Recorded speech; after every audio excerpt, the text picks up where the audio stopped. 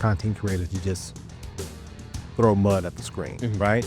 The algorithm wants a strategy because there's things built inside the algorithm that we don't know about, that people don't talk about. We talk about it at Egghead, and that is what is the proper strategy on your deliverables every single week when you're going to be posting, how often you're going to be posting, are you adding stories to it, what are you doing, right? Those little fine-tuned, maybe micro pivots that need to be made sometimes.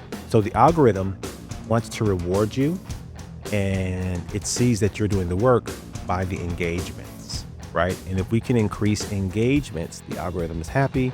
And so what the algorithm does is it opens up the floodgates. Correct. Right? Very simple. And I made a comment to Mario this morning about kind of the avenues of, we talked about the Australian stuff that I was doing on my own personal channels. I love that. Delve into it, and now it's TikTok. But yeah, the algorithms want something that is people watching and engagements. And I'm trying to think of the word.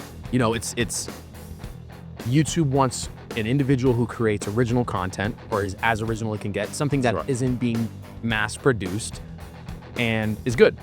You can make something that's super original, but if it's not good content, then it won't want to push. Or if you have something that's, really good content, but you're too broad, then you get lost in the shuffle. You got to find that balance, the niche, and find out what that is for you, and then replicate that. Continue to replicate that. That's what all the biggest people on YouTube don't do well, because they do a bunch of different things. They do well on YouTube because they like their specific lane and they stick to that lane, and then YouTube likes to promote that specific lane that they foster. So right. And if I can piggyback off that, and I'll say this as well, a lot of times, and I'll speak to people, and I'll ask them about their YouTube content, right? What people tend to do is they don't stick to their niche, as you just stated, and more importantly, they're not really vetting their own content, vetting their content. Like, what was your most popular content the last 30 days? Yeah. Right?